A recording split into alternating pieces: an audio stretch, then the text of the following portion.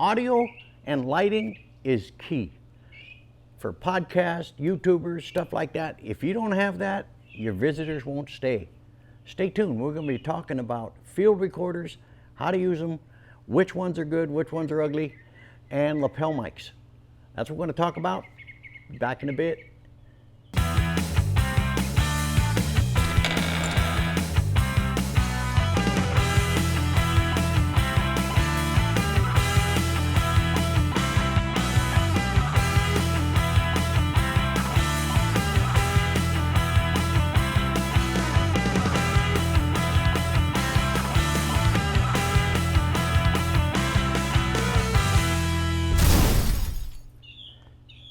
Hello, and welcome to On the Patio with Mr. D. Hey, today we're going to do something a little bit different. We're going to be testing out 3 different field recorders and 4 different lapel mic systems. Now, we're going to be talking about the EVISTR L53. We're going to be talking about the Sony PX470 and the Zoom H1N. That's what we'll be talking about in field recorders, and then we'll be talking about 4 different lapel mics and which ones I use. I just got a brand new one. I'll be putting the actual technical names for these lapel mics as I'm talking here in narration. You'll see them down there in the bottom lower third of this particular clip. But we're going to be talking about a very inexpensive Neewer lapel mic. We're going to be talking about the Technica lapel mic, and that's from the Wireless Mobile Professional system. We're going to be talking about the dual stereo Sony microphone, and I'll be talking about my newest edition, and I think it's the JL44, but hey, I'll put the right technical name right there. What we're going to do now is take this camera, move it out front approximately 5 feet, maybe 6 feet away, and mount all 3 of these cameras on top of that Movo shock mount. And then we're going to be testing them without using lapel mics and give you an idea of these 3 field recorders and the quality they give out. Now, each one of these recorders that we're showing today have a gain control. So you can control the gain on the microphone. That is the only thing I will be doing, is testing the gain when I have it mounted on the Movo. But other than that, I'm not going to do anything. Now then we're going to switch over to the lapel microphones, and we're going to do the same thing. We're going to do a quick test of the lapel microphones, go through each one of those. I'm not going to do any post-production work except for one, the JL44, and I know I'm pronouncing that wrong, but that particular microphone only records on 1 track. So the problem with that is, in post-production, you have to take it up into your audio software, whichever one you use, and create a duplicate track to make it a stereo track. It's not a big deal, but I was a little disappointed when I got that microphone. I thought it would be a stereo producing microphone, but I was wrong. But the quality of it is kind of worth that extra step. So hey, we'll be back in just a couple minutes. On 3, 2, 1. That's how I sync my audio. That's my clapperboard, I guess you could call it, because again, I'm in a kayak, and when I have to sync the audio, because you do it in post-production, because the audio on the other cameras are substandard. So if you're using a field recorder and a lapel mic system, or you're mounting it on top of the camera and it will not record into the camera itself, then using that clapper system or whatever system you may have, that's the mark. When I clap like that, it gives a big spike, and I line that up with the audio from the camera and line that up, and then I kill the audio from the camera that did the shooting and use the audio. That's how I sync it. Now what we're using right now is the L53 from EVISTR. Now again, this is mounted on top of the camera approximately 6 feet away, and what we're going to do on the next one, we're going to mount the Sony PX470 and see how that sounds, and then we'll be going to the Zoom H1N. So, be back in a sec. Hey guys, right now we are using the Sony ECMCS3. Now, let me tell you something. I have used that particular field recorder all of season 3 of Paddling Places, Florida. It was an excellent and is an excellent field recorder. However, I got a branch pulled the mic cord, which pulled the recorder, and fortunately the mic cord held onto it, but it was dragging in the water.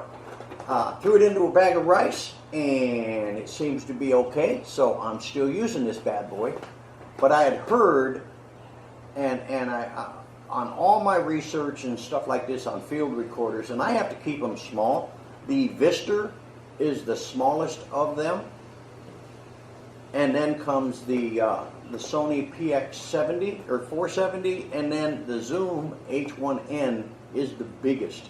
And I have a little concern because of this wide head. Will it fit into my PFD pocket? But hey, I'll find out in season 4, because right now season 3 is over.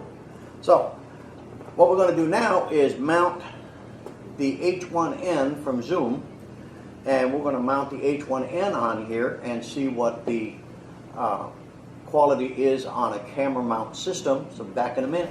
Now I've got the H1N connected from the headphone jack into the audio port of the camera, and I'm not even hitting the record button. It's recording strictly from the microphones. It's designed to do that. Now you can, if you want, hit the record button and then get it saved to your micro SD card and record it directly into your camera audio.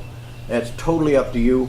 I'm testing it this way without hitting the record button, just to see, because I've never done this before, and I want to see what the quality's like, or quality differences are.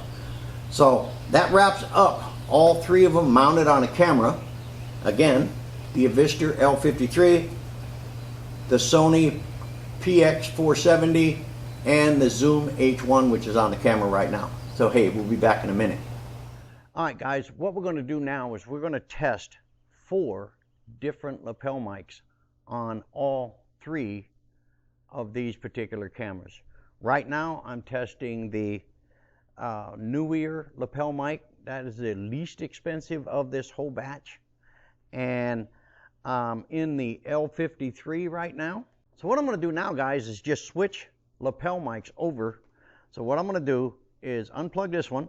All right, the next mic is the Technica lapel mic. That's from a professional wireless belt mount, camera mount wireless system that I used in my studios in California a long time ago. But they still work. They're really awesome. But you can't use them out in the field when I'm in my kayak, so that's why the field recorders. So what I'm going to do now is switch over to the Sony stereo microphone. Okay, Sony stereo microphone, 3, 2, 1. Hi guys, I have the Sony stereo microphone hooked up. I haven't changed any control or gains on the EVISTR L53, so you're hearing the quality of the recording of the L53 from EVISTR, and right now 3 different lapel mics. Now I'm going to switch over to the 4th one, and then we'll do the same thing on the Sony and the same thing on the H1N. And my latest edition, the single track recording, and I think it's, again, it's the L something 44, could be 47, but it'll be in the description there. So 3, 2, 1. Okay, so I've got this now hooked up to the 4th and final lapel mic on the EVISTR L53. I'm not going to do any audio modifications on these, except for the last lapel mic I just put in. I will add the stereo, extra stereo track, because this only records on 1 track.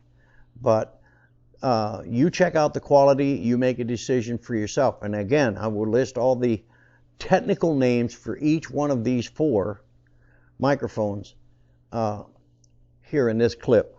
So what I'm going to do now is shut down the L53 from EVISTR and switch over to the Sony and do all 4 tests again. Same microphone, same order. Okay, this is the Neewer lapel mic on the Sony PX470. 3, 2, 1. So you can make a decision on this. Again, I've used this particular field recorder all of last season, so that's about 7 months of constant use out there. I paddle or kayak approximately 4 times a week, going to different locations and reviewing them, and having the microphones and the field recorder make it a lot easier for me and give me a higher quality audio. So what I'm going to do now is stop this one and then switch over to the next mic, which was the Audio Technica. So we'll stop that and be right back. Well, hey guys, I just switched over to the Audio Technica lapel microphone. Again, I'm not going to modify any of the audios on this. It's going to be right out of the field recorders respectively. So I'm going to stop this one, pop in the next one, which will be the Sony stereo microphone. So I'll be back in a sec. All right guys, we got this one fired up now. We're testing this one. This is the microphone that I used almost exclusively during season 3. My only problem was it's so big, it's so bulky, and I kept losing these 2 heads up there, 2 foam heads, which is okay. I buy them by the bag, but it is big, but the quality is really, really good. I've used it a lot, and it's like I said, I just bought this new JL44 or whatever it is, and you know, I'm real pleased with the Sony output. My only displeasure is that it's so big. So hey, we're going to switch over. All right, now we're testing the J044. That is the correct nomenclature. It's actually called an MK J044 lapel microphone. Again, only drawback with this particular microphone, it only records on 1 track. So you have to make a duplicate track to make a stereo. You do it in your post-production. It's not that big a deal, but if you have a lot of files on it, it could be kind of a nuisance. That's one thing you don't have to do with that Sony stereo microphone. It pumps it out 2-channel stereo right out of the jump. So now that covers all 4 on the Sony PX 470. So what we're going to do now is we're going to switch over to the H1N. Now, I've never done this test on the H1N, so I'm really hoping that the quality of the audio is noticeably different. But hey, we'll find out in a minute. Be right back. Neewer, cheapy lapel microphone on the H1N 3, 2, 1. Well, hey guys, I hooked this thing up. The only thing I noticed right out of the jump when I was looking at the gain, I had to change the gain level. There's a gain knob right here that you can adjust and then watch the sound bars and get it where you want it. But anyway, that's the only thing I did with this one. I checked the gain on these and it was okay on the EVISTR and on the Sony. But with this particular lapel mic, maybe, I had to change the gain just a little bit to equal the other ones to make the test fair. So what I'm going to do now is disconnect this one and then kick into the Audio Technica lapel mic. And we'll be doing that right now. H1N Audio Technica microphone, supposedly 2-track stereo. On 3, 2, 1. Well, hey guys, I just noticed by looking at the H1N, I plugged in the Audio Technica microphone, which always records in stereo. But on the H1N, it's only recording on 1 track. Don't know why, but hey, that's what this test is for, to find out what's up. So now we're going to key over to the Sony lapel mic and see how this one does. Sony stereo microphone in the H1N. 3, 2, 1. Now, one of the things I just noticed right out of the jump, this one is recording 2 tracks, where the Audio Technica was only recording in 1 track. I don't understand that. I thought I got it mixed up with that other one, but I guess I didn't. So what we're going to do now is switch over to the MKJ044 microphone. This is the most recent one that I just purchased. And again, it only records on 1 track. I know that for a fact. So we're going to switch over to that, and then we'll wrap it up and go into post-production. And then you and I both will see which ones are the best. So be back in a minute. J044 lapel mic on 3, 2, 1. Well, hey guys, I got my latest purchase in and it's called the J044 MKJ044 lapel mic. Now, I gotta admit, this has quality sound, but it has, again, one drawback. It only records on one track. You always want to check your gain with any lapel mic before you start recording on a field recorder, regardless of what you're doing. You want to make sure that that your record levels are set properly. So what we've done today is we've tested out 3 different field recorders, and we've tested out 4 different lapel mics. And what I'm going to do in post-production, because I don't know how these are all going to turn out, I don't have a clue. So we're all going to find out together which one's the best one. I'm going to make my decision and literally post the verbiage at the end, which one I think was the best. So hey, we're going to wrap this up. Hope you enjoyed this. So hey, we'll see you on the next one.